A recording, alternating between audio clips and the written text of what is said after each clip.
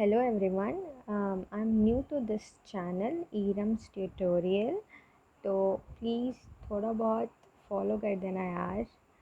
पता है कोरोना है, लॉकडाउन है, ना कोचिंग है ना क्लासेस हैं। तो ये 12th का फर्स्ट चैप्टर है। अगर आप लोग नोट्स बनाकर पढ़ोगे पॉइंट वाइज तो सीबीएसई में भी अच्छे मार्क्स गेन होंगे और ईज़िली समझ भी आएगा। ठीक है, जैसे फर्स्ट चैप्टर सॉलिड स्टेट, इसके टोटल 7 टॉपिक्स हैं। Classification, crystal, closed, calculation, imperfection, electrical. हम लोग हर टॉपिक डिस्कस करेंगे। फर्स्ट टॉपिक है क्लासिफिकेशन ऑफ सॉलिड्स। ठीक है, सॉलिड्स क्या होता है? It have defined mass, volume and shape. इसका अलग अलग मास होता है, वॉल्यूम होता है, शेप होता है। सॉलिड मतलब क्या होता है? कोई भी एक, क्या कहते हैं उसको, जैसे कि एक बहुत थिक, मतलब एक कड़ापन, सॉलिड। ठीक है, they are rigid due to fix position of their constituent particles. Rigid मतलब क्या होता है? मतलब एकदम जैसे कड़ा टाइप। तो सॉलिड वही होता है ना जिसका कुछ शेप होता है।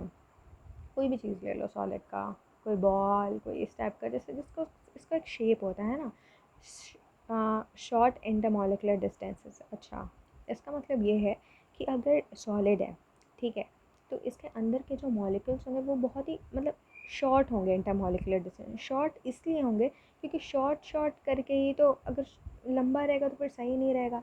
तो शॉर्ट इंटरमॉलिकुलर डिस्टेंसेस रहेगा तो फिर वो एक पकड़, जैसे सॉलिड है तो एक हार्ड, तो वो उसी चीज़ में यूज़ होता है, short intermolecular distances. Strong interactions ज़्यादा स्ट्रॉन्ग रहने चाहिए क्योंकि वो सॉलिड है। तो सॉलिड में क्या होगा? इंटरेक्शंस ज़्यादा स्ट्रॉन्ग रहेगा, तभी तो उसको हम लोग बोलेंगे हार्ड, रिजिड। ठीक है, अब हमारे जो सॉलिड्स आते हैं वो दो तरीके के होते हैं, क्रिस्टलाइन और एक होता है एमरफिस। ठीक है, तो क्रिस्टलाइन क्या होता है? क्रिस्टलाइन सॉलिड्स हमारे 4 पॉइंट्स है क्रिस्टलाइन सॉलिड्स के।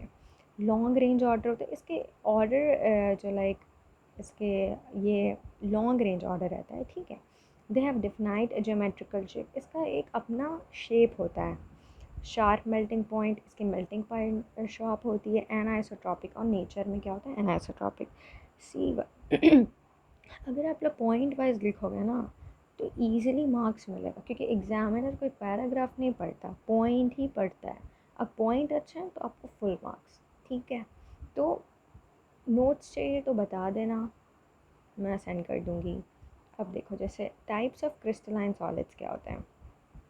Types of solids: constituent particle, bonding, physical state, melting point, boiling point and electrical conductivity. Types of solids, यहाँ पे हमारे 4 तरीके के सॉलिड्स होते हैं। एक होता है मॉलिकुलर सॉलिड, एक होता है आयनिक सॉलिड, एक होता है मेटेलिक सॉलिड, एक होता है covalent solid. Molecular solid 2 types के होते हैं, सॉरी 3 टाइप्स के होते हैं, non polar, polar, hydrogen bonded. Non polar में इसका कंस्टिट्यूएंट पार्टिकल के तीनों मॉलिक्यूल्स ही होते हैं, लेकिन बॉन्डिंग जो होता है वो नॉन पोलर का बहुत वीक रहेगा। पोलर का डाइपोल डाइपोल इंटरेक्शंस पढ़े होगे 10th में। हाइड्रोजन बॉन्डेड मतलब hydrogen bonding, H H bonding रहती है। फिजिकल स्टेट जो नॉन पोलर का बहुत सॉफ्ट रहता है, पोलर का भी सॉफ्ट, लेकिन हाइड्रोजन, क्योंकि एच एच बॉन्ड हमेशा से हार्ड रहता है, स्ट्रॉन्ग रहता है बॉन्डिंग। ठीक है, ये हम लोग केमिकल बॉन्डिंग चैप्टर में बहुत ईजिली ये चीज़ बताया गया है। अब मेल्टिंग और बॉइलिंग पॉइंट, नॉन पोलर की जो मेल्टिंग या फिर बॉइलिंग पॉइंट होती है वो बहुत लो होती है। पोलर की भी लो होती है और हाइड्रोजन बॉन्डेड की भी लो होती है। इलेक्ट्रिकल करंट, तीनों इंसुलेटर है, मतलब डो नॉट कंडक्ट इलेक्ट्रिसिटी। ठीक है, एक आता है आयनिक सॉलिड्स। आयनिक सॉलिड्स क्या होते हैं? इसके कंस्टेंट पार्टिकल्स आयंस होते हैं। इसमें कैसा बॉन्डिंग रहेगा? इलेक्ट्रोस्टैटिक फोर्स, या फिर उसको कोलम्बियक फोर्स भी कह सकते हैं। ठीक है, और इसका जो फिज़िकल स्टेट है वो हार्ड होता है। मेल्टिंग पॉइंट भी हार्ड होती है और इसका कंडक्टिविटी इंसुलेटर है।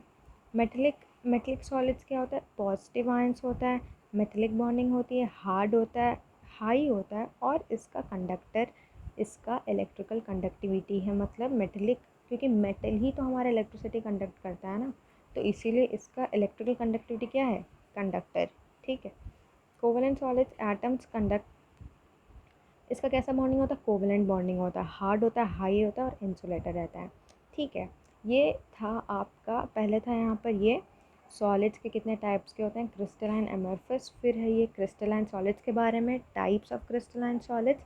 अब आते हैं हम लोग एमरफस सॉलिड्स के बारे में, ठीक है। एमरफस सॉलिड्स क्या होता है? एमरफस सॉलिड्स 4 तरीके के होते हैं। इसमें इर्रेगुलर शेप होता है और ये आइसोट्रॉपिक होता है, और जहाँ कि हमारा पता था कि हमारा क्रिस्टलाइन जो होता है वो एनाइसोट्रॉपिक होता है, ठीक है।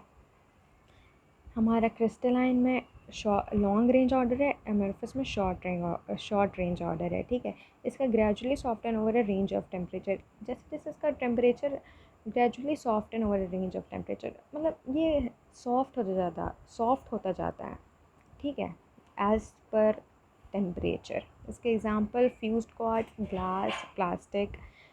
तो ये हमारा फर्स्ट टॉपिक था सॉलिड स्टेट का, क्लासिफिकेशन ऑफ सॉलिड। सॉलिड कितने तरीके के होते हैं? क्रिस्टलाइन, अमरफस, फिर क्रिस्टलाइन, फिर एमरफस का। अब हम लोग नेक्स्ट वीडियो में पढ़ेंगे कि क्रिस्टलाइन लैटिस और यूनिट सेल्स क्या होते हैं। Thank you, please subscribe, follow guys, bye.